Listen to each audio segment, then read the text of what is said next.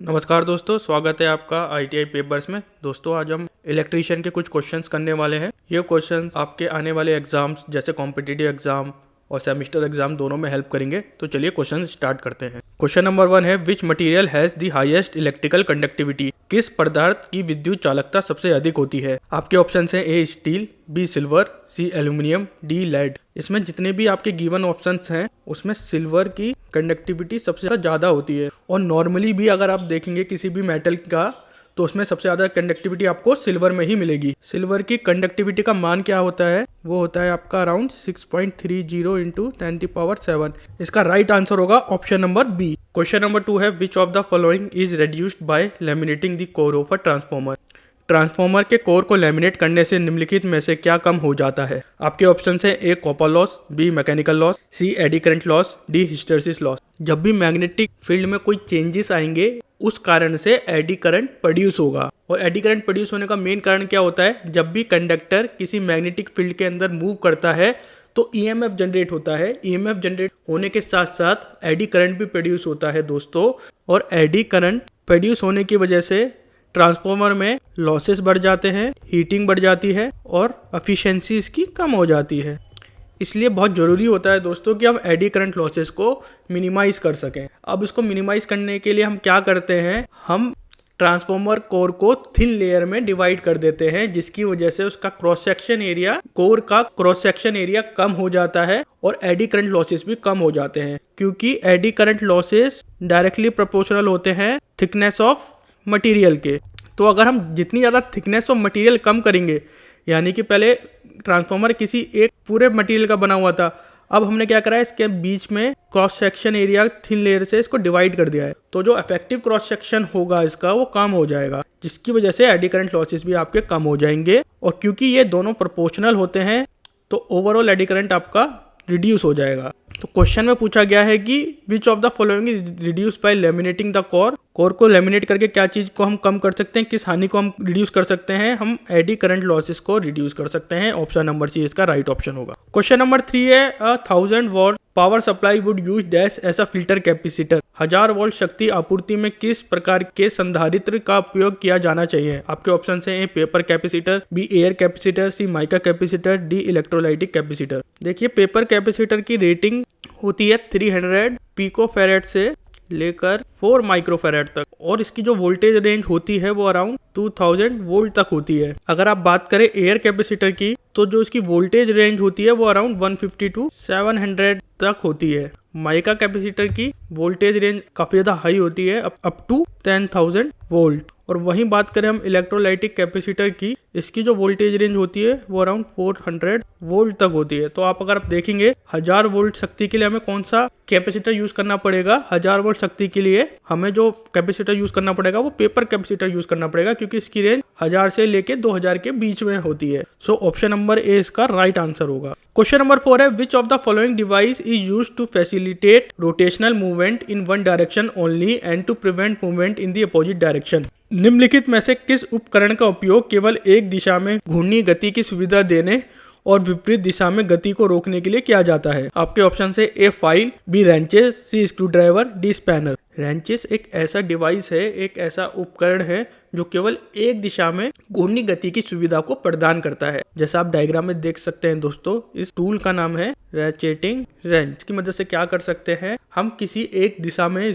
किसी भी एक स्क्रू को या एक नट को टाइट कर सकते हैं, और जैसे हम इसको विपरीत दिशा में घुमाएंगे तो ये बिल्कुल फ्रीली मूव करेगा, और दोबारा जब हम इसको टाइट करने की कोशिश करेंगे तो बहुत इजीली या रिपीटेडली हम ऐसा बार बार कर सकते हैं, जिससे कि आपको बार बार इसको बाहर निकाल के रिपोजिशन ना करना पड़े। इससे वर्कलोड काफी ज्यादा इजी हो जाता है। सो ऑप्शन नंबर बी इसका राइट ऑप्शन होगा।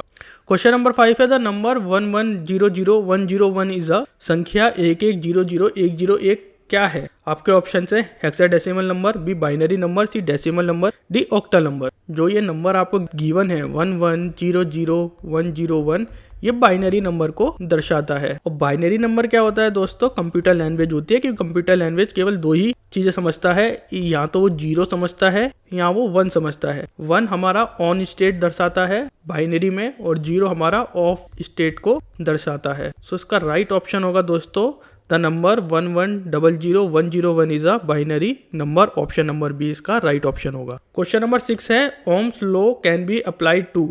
आपके ऑप्शन हैं A register, B rectifier, C transformer, D Zener diode. देखिए ओम का नियम यहाँ बताता है कि किसी भी स्थिर तापमान पर दो बिंदुओं के बीच एक चालक के माध्यम से प्रवाहित होने वाली धारा दो बिंदु पर वोल्टेज के समानुपाती होती है। देखिए जब हमारा टेम्परेचर सेम रहेगा तो दो बिंदु यानी कि जो पॉइंट ए है आपका और जो पॉइंट बी है और इसके बीच में जो करंट प्रवाहित हो रहा है वो आपका डायरेक्टली प्रोपोर्शनल किसके होगा, वोल्टेज के होगा। यानी कि voltage equals to current into resistance. ये आपका ओम्स लॉ दर्शाता है। ओम्स लॉ की कुछ कंडीशंस भी होती है। ओम्स लॉ कहाँ एप्लीकेबल नहीं होता है, किसी भी यूनिलैटरल नेटवर्क यानी कि एक पक्षीय नेटवर्क। एक पक्षीय नेटवर्क कौन कौन से होते हैं आपके, डायोड आपका केवल सिंगल डायरेक्शन में कंडक्ट करता है, सेम आपका ट्रांजिस्टर किसी एक सिंगल डायरेक्शन में कंडक्ट करता है, तो ये हो गए आपके यूनिलैटरल नेटवर्क। और Ohm's law non linear element यानी कि आरेखिक तत्वों पर भी लागू नहीं होता है। सेमीकंडक्टर्स का एक बहुत बड़ा एग्जांपल हो गया, थायरिस्टर इसका एग्जांपल हो गया जो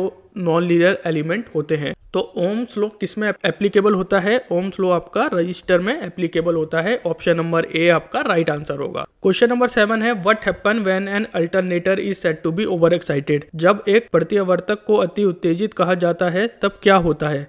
आपके ऑप्शन से A negative power factor, B unity power factor, C lagging power factor, D leading power factor. Over excited की कंडीशन में alternator lagging power factor generate करता है। इस केस में वोल्टेज करंट से लैग करता है। और अल्टरनेटर किसकी तरह काम कर रहा है, इंडक्टिव लोड की तरह, क्योंकि इंडक्टिव लोड में भी पावर फैक्टर लैगिंग होता है। अगर पावर फैक्टर लैगिंग है यानी कि अल्टरनेटर ओवर एक्साइटेड है, उस केस में रिएक्टिव पावर इंक्रीज हो जाती है, वोल्टेज रेगुलेशन रिड्यूस हो जाता है, अल्टरनेटर में लॉसेस बढ़ जाते हैं, इसकी वजह से ओवर हीटिंग भी बढ़ जाती है। तो ये कुछ इफेक्ट होते हैं ओवर एक्साइटेड अल्टरनेटर के। लेकिन एक चीज और याद रखने वाली है दोस्तों कि अगर सिंक्रोनस मोटर में ओवर एक्साइटेड का केस है तब उस केस में जो पावर फैक्टर होगा वो आपका लीडिंग होगा। तो इन दोनों चीजों को आप माइंड में जरूर रखना। फिलहाल अभी हमारा अल्टरनेटर पूछा है तो इसका ऑप्शन होगा ऑप्शन नंबर सी, अल्टरनेटर में ओवर एक्साइटेड कंडीशन में लैगिंग पावर फैक्टर होता है। क्वेश्चन नंबर 8 है the symbol in the given figure show a. दी गई आकृति में प्रतीक क्या दिखाता है।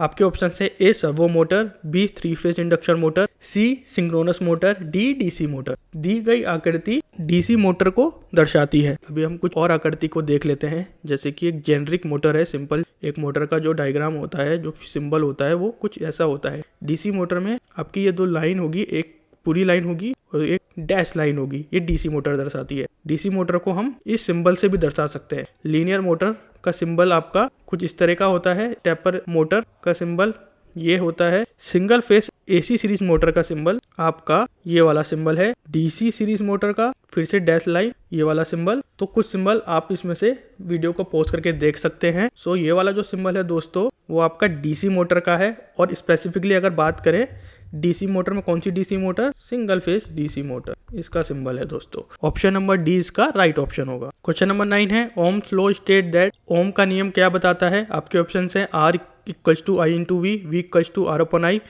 Equals to V upon R, I equals to V into R. देखिए जैसे हमने एक पहले डायग्राम बनाया था, ये हमारी दो बिंदु हैं ए बी, इसके बीच में जो करंट फ्लो हो रहा है आई, वो किसके डायरेक्टली प्रोपोर्शनल होगा, इन दोनों बिंदुओं के बीच के वोल्टेज के डायरेक्टली प्रोपोर्शनल होगा, यानी कि समानुपाती होगा। ये हमारा ओम्स लॉ का नियम बताता है। इसका जो फॉर्मूला होता है दोस्तों होता है V equals to I into R. V इसमें वोल्टेज को दर्शा रहा है, I करंट को, और R आपका रेजिस्टेंस को दर्शा रहा है दोस्तों। सो इसका option number C right option होगा, क्योंकि अगर हम I को इसी साइड रखें तो I क्या होता है दोस्तों, V अपॉन R, मतलब ऑप्शन नंबर सी इसका राइट ऑप्शन होगा। क्वेश्चन नंबर 10 है Kirchhoff law are valid for. Kirchhoff का नियम डैश के लिए मान्य होता है।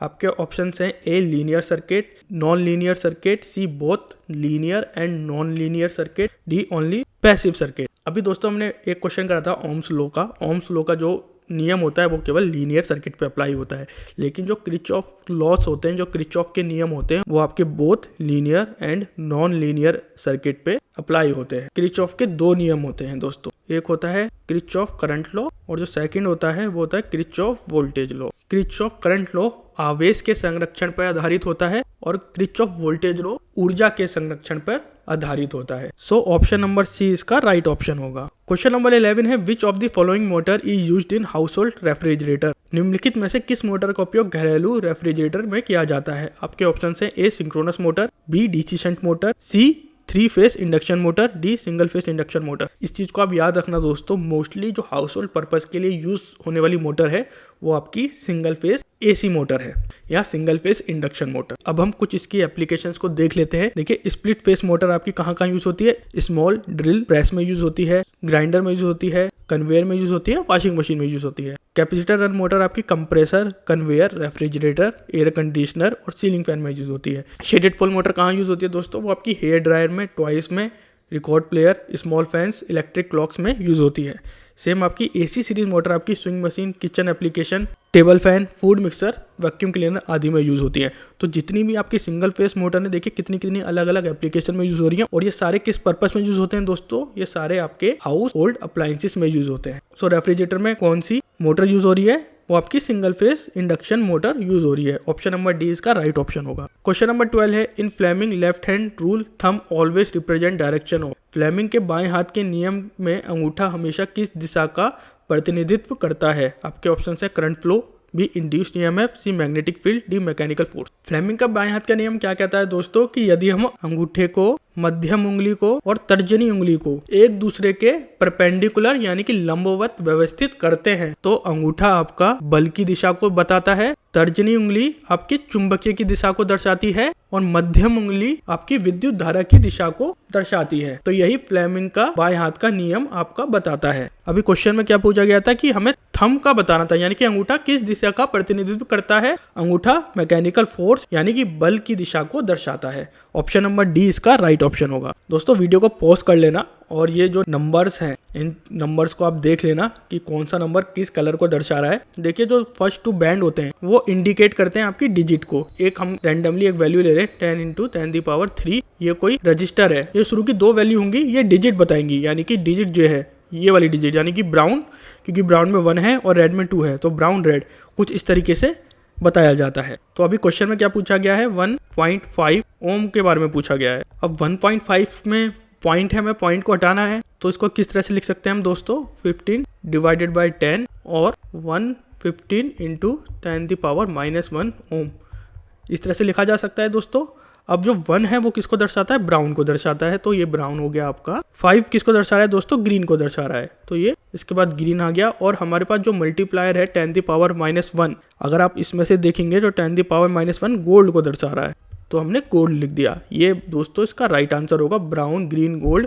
अब देख लेते हैं कौन सा ऑप्शन राइट है। देखिए ऑप्शन नंबर बी में आपको साफ दिख रहा है कि brown, green, gold. So option number B इसका राइट ऑप्शन होगा। क्वेश्चन नंबर 14 है the speed of a squirrel cage motor. Squirrel cage motor की गति आपके ऑप्शन से change by changing the number of stator pole, B varies as per the stator line current, C incorporates the resistance of rotor circuit, D is change by changing the rotor pole. Squirrel cage motor की गति को हम कुछ विधियों के through control कर सकते हैं या कुछ मेथड ऐसे होते हैं जिनके थ्रू हम स्क्वायरल केज मोटर की स्पीड को कंट्रोल कर सकते हैं। इसमें से पहला मेथड होता है हमारा वोल्टेज फ्रिक्वेंसी कंट्रोल यानी कि वीएफ कंट्रोल मेथड। सेकंड हमारा मेथड होता है चेंजिंग स्टेटर पोल नंबर्स या नंबर्स ऑफ स्टेटर पोल। अगर हम स्टेटर पोल की संख्या को कम ज़्यादा करें तो उससे भी हम स्पीड को कंट्रोल कर सकते हैं, या हम सप्लाई वोल्टेज को कंट्रोल करें या वेरी करें, उससे भी स्क्वायरल केज मोटर को कंट्रोल किया जा सकता है, या वाइंडिंग रेजिस्टेंस को चेंज करें। ये कैसे कर सकते हैं हम मल्टीपल रेजिस्टेंस लगा सकते हैं या रियोस्टेट लगा सकते हैं, इससे हम वाइंडिंग रेजिस्टेंस को इंक्रीज एंड डिक्रीज कर सकते हैं। तो ये कुछ मेथड्स होते हैं दोस्तों जिससे हम क्या करते हैं, स्क्वायरल केज मोटर को कंट्रोल कर सकते हैं। इसका राइट आंसर होगा option number A, change by changing the number of stator pole. ये हमारा कौन सा पॉइंट था, ये हमारा दूसरा पॉइंट था। सो ऑप्शन नंबर ए इसका राइट ऑप्शन होगा। क्वेश्चन नंबर 15 है what is the SI unit of resistance. प्रतिरोधक का एसआई मानक क्या होता है। आपके ऑप्शंस हैं ए ओम, बी ओम मीटर, सी एम्पेयर, डी कूलम। रेजिस्टेंस की जो एसआई यूनिट होती है वो ओम होती है दोस्तों। अगर हम बात करें ओम मीटर की तो ये किसकी होती है, इलेक्ट्रिकल रजिस्टिविटी की एसआई यूनिट होती है। एम्पेयर आपकी करंट की होती है दोस्तों एसआई यूनिट। कूलम आपकी चार्ज की होती है। तो ये कुछ एसआई यूनिट्स हैं। सो इसका राइट आंसर होगा option number A, ohm is the SI unit of resistance. दोस्तों अगर ये वीडियो आपको पसंद आया है तो प्लीज़ इस वीडियो को लाइक कीजिए और हमारे चैनल को सब्सक्राइब कीजिए। And thanks for watching.